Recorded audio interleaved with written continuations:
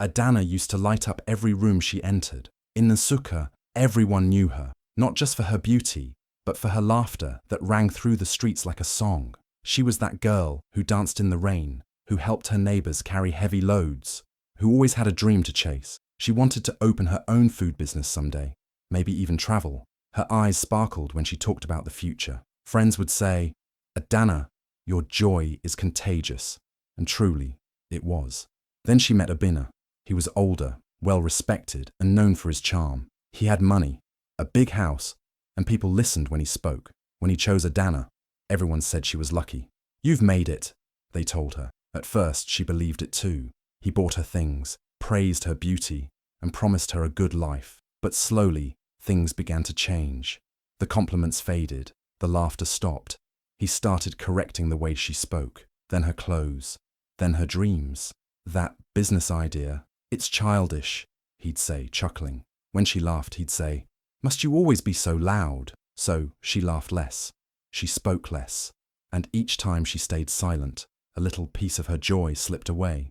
People still saw her walking beside him, dressed well, smiling politely. But inside, Adanna's light was dimming.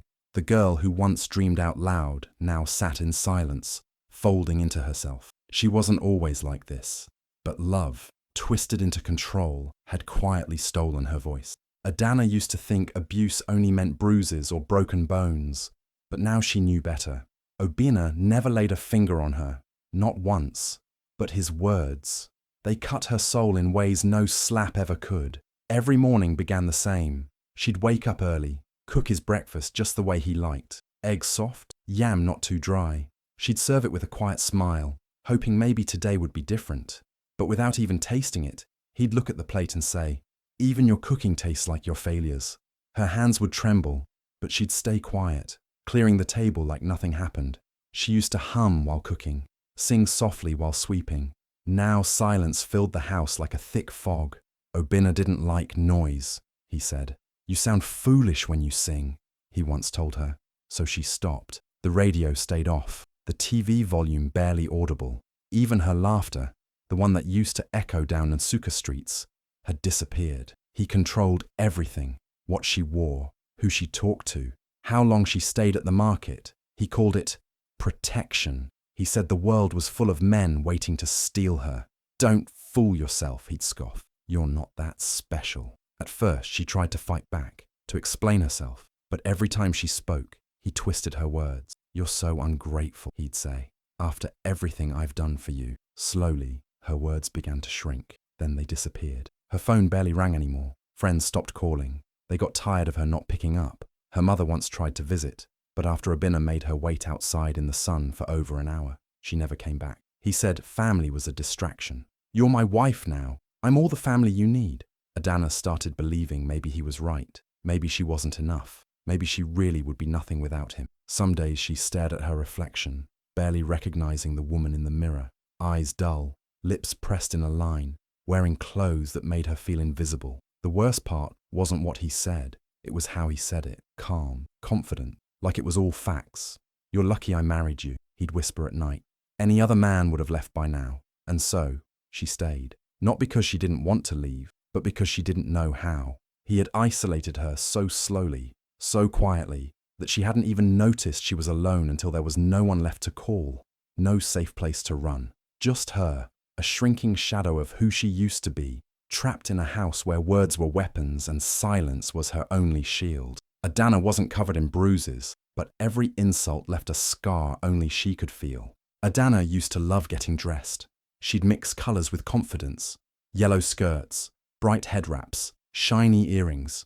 She walked like a woman who knew herself. But now, every morning felt heavy. Her clothes stayed untouched at the back of the wardrobe. She'd reach for the same dull wrapper every day. "Why try?" she'd whisper to herself. "No one's looking anyway." She stopped wearing makeup too. What was the point?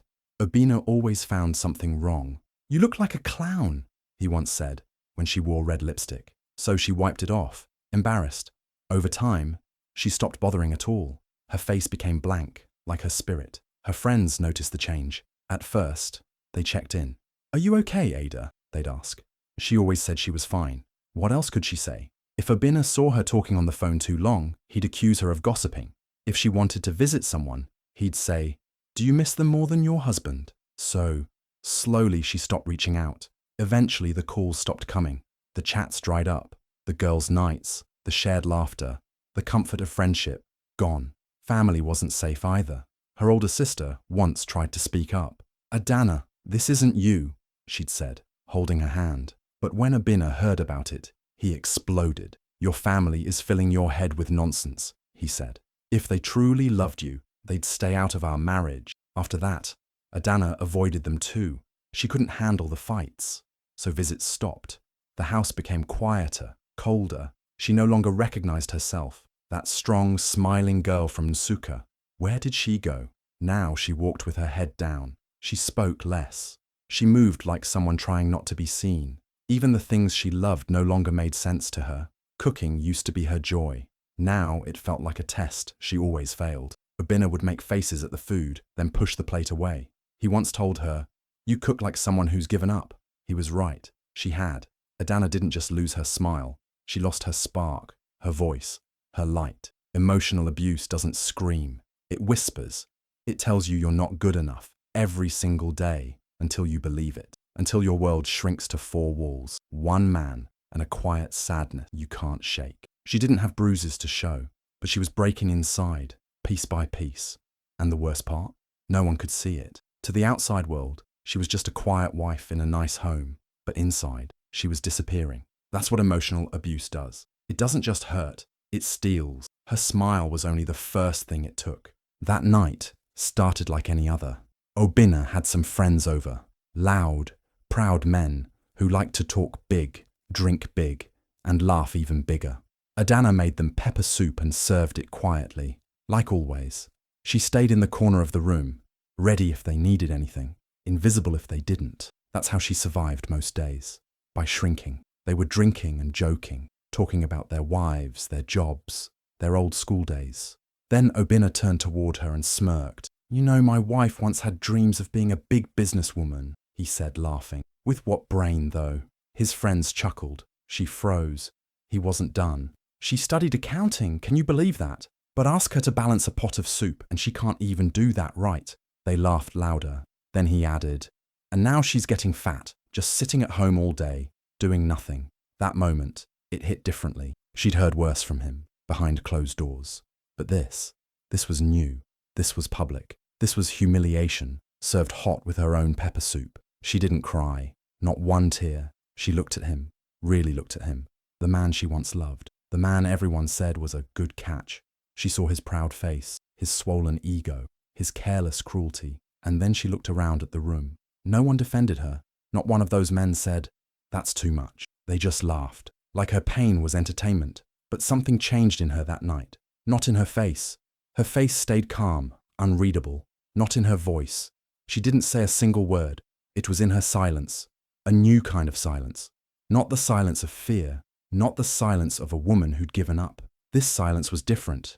This silence meant something was ending. Inside her, something cracked, not her heart, that had already broken long ago. It was her patience, her tolerance, her willingness to stay small, to be quiet, to disappear just to keep peace. She didn't shout. She didn't slam the door. She simply cleaned up the plates, washed the cups, wiped the table, all without looking at him. And later, when he stumbled into bed, drunk and satisfied, she lay beside him in the dark, staring at the ceiling. Her eyes didn't blink. Her breath was steady. She wasn't planning revenge. She was planning freedom. It wasn't anger she felt. It wasn't even sadness anymore. It was clarity. And sometimes, when a woman stops crying, that's when you should be worried, because that's the silence that brings storms. Adanna had been quiet for too long, but now her silence had power, and she was ready to use it. The morning she left, the sky was still dark. Birds hadn't started singing yet. The world was quiet, the kind of quiet that holds its breath. Adanna sat on the edge of the bed, fully dressed. She had barely slept. Her heart was beating fast, but her mind was clear. She looked around the room one last time, the wardrobe full of clothes she no longer wore, the makeup she hadn't touched in years, the wedding picture on the wall, two smiling faces that no longer existed. She didn't pack a bag. She didn't take her shoes. Just her ID card tucked deep into her bra. That was it. Her whole life in one small piece of plastic. She tiptoed out of the bedroom. Adanna was still snoring. She didn't feel scared anymore. She felt free. She opened the door slowly, afraid it might creak, but it didn't. The air outside was cold against her skin, but it felt good, like it was waking her up. She stepped out, closed the door behind her, and didn't look back. She walked. No plan, no suitcase, no money, just her name, her feet, and a small hope burning quietly inside her. The streets were empty, and for once, she wasn't afraid. She felt like the girl from long ago, the one who used to chase dreams instead of hiding from shame. By mid-morning, she was on a bus to Enugu. She used the last bit of favor she had left, a borrowed ride from an old neighbor who didn't ask too many questions. She called her cousin, Chinwe, someone she hadn't spoken to in years. "Can I stay with you for a while?" she asked softly. Chinwe didn't ask why. She just said, "Come." When she arrived, she looked tired, worn down, and small. But Chinwe saw something else. Something starting to glow. She gave her a mattress on the floor, a plate of warm rice, and silence. The kind of silence that feels safe. Adanna cried that night, not because she was sad, but because she finally felt something again. She felt free. For the first time in years, she wasn't walking on eggshells. She wasn't shrinking herself. She wasn't listening for the next insult. She had nothing. No clothes, no job, no money. But she had her peace. She had her name. And now she had a chance. Some people think walking away means giving up. But sometimes walking away is the bravest thing you'll ever do. Adanna didn't leave with suitcases or big speeches. She left with silence. And that silence said, "I'm done." And that was the beginning of everything. Adanna didn't wait for the perfect moment. She knew no one was coming to save her. So, just a week after settling into her cousin's tiny apartment in Enugu, she walked to a busy street near a secondary school with a small tray of roasted groundnuts. That's all she could afford, just a few handfuls, wrapped in old newspaper. But she stood there, with her head high, her back straight, and a smile that hadn't been seen in years. At first, people walked past. Some looked, some didn't. But Adanna kept showing up every morning, standing under the same tree, greeting every student that passed with warmth in her eyes. She joked with them, told them to study hard, and started remembering their names. The kids began calling her Auntie Ada. They loved her smile, and slowly they started coming just for her, even when they didn't want groundnuts. The teachers noticed her too, not just her kindness, but how she spoke, the way she explained things to the students, the way she counted her change quickly, her math sharp and fast. One day, a teacher named Mrs. Okoye bought a handful of groundnuts and lingered. "You're too smart to be out here selling peanuts," she said gently. Adanna smiled. "It's all I have for now, but it's honest, and it's mine." Mrs. Okoye returned the next day with a flyer. It was for a microloan program that helped single women start small businesses. "You should apply," she said. "You deserve a fresh start." Adanna stared at the paper like it was gold. No one had believed in her in a long time, not even herself. But something about the way Mrs. Okoye looked at her made her believe, just a little. That night, she filled out the form with shaky hands. She didn't have much to write in the business plan, but she wrote from her heart. She wrote about food, her passion, her dreams. She wrote about starting small and growing slow. She didn't try to sound fancy. She just told the truth. A month later, she was approved. It wasn't a lot, just enough for a small cart, cooking pots, and her first real batch of ingredients. But to Adanna, it felt like ₦1,000,000. It was the first door that had opened for her since she left that house. She held the money with care, like it could break if she squeezed too hard. She wasn't just holding naira, she was holding hope. Adanna had started with nothing. No clothes, no savings, just roasted peanuts, and a smile that had survived the storm. But now, she had something else, a chance. And sometimes, all a woman needs is one person to see her, one person to believe. Because once a woman believes in herself again, even if she's standing on a street corner selling peanuts, there's no stopping what she can become. Adanna used every naira of that loan wisely. No fancy signs, no expensive decorations, just a small wooden shed, 2 benches, 1 stove, and her cooking magic. She named it Adanna's kitchen. People laughed at first. "A whole kitchen in this small corner?" someone teased. But she just smiled. She knew what she was building. She cooked like her life depended on it, because it did. Every morning, before sunrise, she'd boil rice, fry plantains, stir thick ogbono soup, and roast her signature spicy groundnut. The aroma danced through the street before the sun even rose. People followed their noses, and they stayed for the taste. Students came first, then teachers, then passers-by. Word spread quickly. "Have you tasted Adanna's jollof?" they'd say. "That woman can cook." Her tiny eatery was always full. She served the food herself, remembered customers' names, and always had a kind word for everyone. There was no menu, only love served on every plate. In less than a year, she hired 2 helpers. Then she saved and expanded. A bigger pot, more chairs, a borrowed fridge. Bit by bit, she grew. She worked hard, but this time she wasn't exhausted. She was proud. She was doing it for herself. By the 2nd year, a customer from another town begged her to open a 2nd location. "We need your food in Nsukka too," he said. She laughed, but she didn't say no. With another loan and a lot of prayers, she opened the 2nd Adanna's kitchen back in the very town where she had once felt invisible. People were shocked. "Is that not Obinna's wife?" they whispered.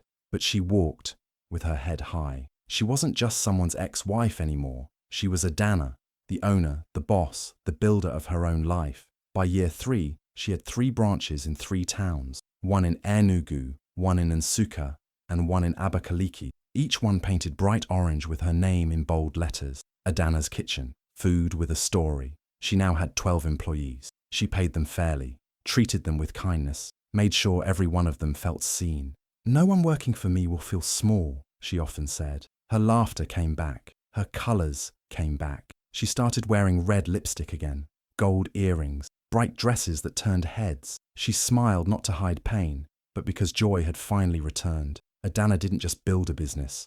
She built herself. People asked her what her secret was. "I started with groundnuts," she'd say, "and a heart that refused to stay broken. Because when a woman remembers who she is, no past, no pain, no person can stop her rise." And Adanna, she wasn't just rising, she was soaring. It was a normal afternoon at the Nsukka branch of Adanna's kitchen. The lunch crowd had just started to thin out. The scent of egusi soup still floated in the air, and Afrobeats played softly in the background. Staff moved around with practiced ease, clearing plates and refilling drinks. Adanna was not always at this branch anymore, but that day, she had stopped by to check in, just in time for the moment she never expected. He walked in slowly, looking tired, and much older than she remembered. His shirt was wrinkled, his shoes worn out. His eyes scanned the place like a man searching for comfort. No one recognized him, not the young staff, not the customers, except her, Obinna. Her heart didn't race, it didn't sink, it just paused. He looked around, nodding slightly at the food, the warm energy of the place. "This place is nice," he said to the waitress. Then he saw the photo on the wall, a framed picture of Adanna smiling, arms folded proudly in front of her first little shop. Beneath it, bold words, "Founder and CEO, Adanna's Kitchen." His face changed instantly, like all the blood drained out. He looked again, then turned slowly, and there she was, standing by the doorway, watching him quietly. He opened his mouth. "Adanna." She didn't move. She didn't flinch. "Can we talk?" he asked, voice low. "Please." There was a time she would have cried just hearing his voice, a time she would have broken, but now she looked at him the way someone looks at an old photo, familiar but distant. She stepped forward slowly, calm and graceful. Then she smiled, not the smile of pain, not the smile of revenge, just peace. "Sorry, sir," she said gently. "I don't talk to strangers." For a moment, silence filled the restaurant. He stood there, stunned, not sure whether to speak or leave, but Adanna had already turned back to her staff. "Let's make sure the new jollof pot is hot for the evening crowd," she said, casually. Obinna stood frozen, watching her walk away, strong, confident, glowing. He had spent years tearing her down with words, years trying to erase her light, but here she was, brighter than ever. And he was just another tired man in a restaurant he could no longer afford. Adanna didn't need to argue. She didn't need to remind him of the past. Her life now was the answer. She had healed in silence. She had grown in secret, and now her success spoke for her. She didn't walk away because she hated him. She walked away because she finally loved herself. And on that day, standing in her own restaurant, she knew she had already said everything she needed to, without saying a single word. Adanna never planned to be famous. She just wanted peace, purpose, and a way to make a living. But sometimes when a woman rises from the ashes, the world can't help but notice her fire. It started with a small post. One of her customers, a university student, took a photo of her standing outside Adanna's kitchen in Enugu. He wrote, "This woman used to sell groundnuts outside my school. Now she owns 3 restaurants. Respect." He didn't expect much, but by morning, the post had thousands of likes, shares, and comments. People wanted to know more. Who was this woman? Where did she come from? What was her story? Within a week, bloggers reached out. Then journalists. A local radio station called her in for an interview. She spoke gently, honestly, telling her story without bitterness. "I don't speak to shame anyone," she said. "I speak so that other women know they're not alone, and that it's never too late to start again." Soon after, she received an invitation to speak at a women empowerment event in Abuja. She almost said no. She was nervous. She had never held a microphone in her life, but her cousin Chinwe looked her in the eye and said, "You've survived worse. Speak." So she did. She stood on that stage in a simple dress and told her truth about the insults, the fear, the silence, the ground nuts, the long walks, the quiet healing, and the fire that slowly returned. When she finished, the room stood still, then rose with applause. Many were in tears, not just because her story was sad, but because her strength felt like theirs too. After that event, everything changed. Her face was on the cover of Women of Nigeria Weekly. The headline read, "She left with nothing. Now she feeds hundreds." Messages poured in. Women from across the country reached out. Women who had once been Adanna, sitting in quiet pain, unsure if life would ever get better. "You gave me hope," they wrote. "If you could walk away, maybe I can too." Brands started calling. NGOs asked her to speak. Schools invited her to inspire young girls. She didn't say yes to everything. She picked the ones that felt real, that allowed her to give back. But no matter how big the crowd got, she always said the same thing. "I'm not special. I'm just proof that broken things can still bloom." People tried to label her the woman who left her husband, the restaurant queen, the voice for survivors.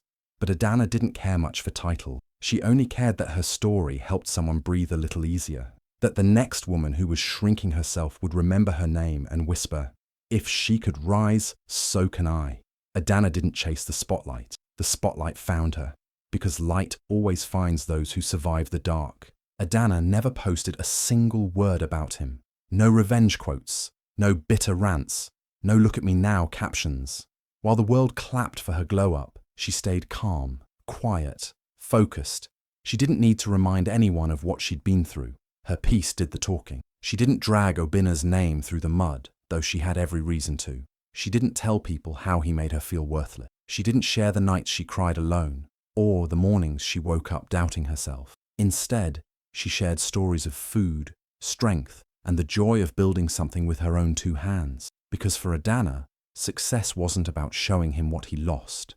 It was about finding what she almost forgot she had, herself. One warm evening, as the sun dipped low, she sat quietly on a plastic chair, holding a steaming cup of tea. In front of her, construction workers were finishing the roof of her newest and biggest restaurant yet. It would seat over 100 people. Her name would shine from the top in bold gold letters. It was more than just a building. It was her freedom, standing tall in bricks and beams. She took a sip of her tea and smiled. Not a loud, victorious smile, a soft, peaceful one. She wasn't smiling because he was gone. She was smiling because she was back, fully, fiercely, finally. And in that silence, with no need to prove anything to anyone, Adanna became louder than any revenge story ever could. Because healing in peace, that's the loudest comeback of all.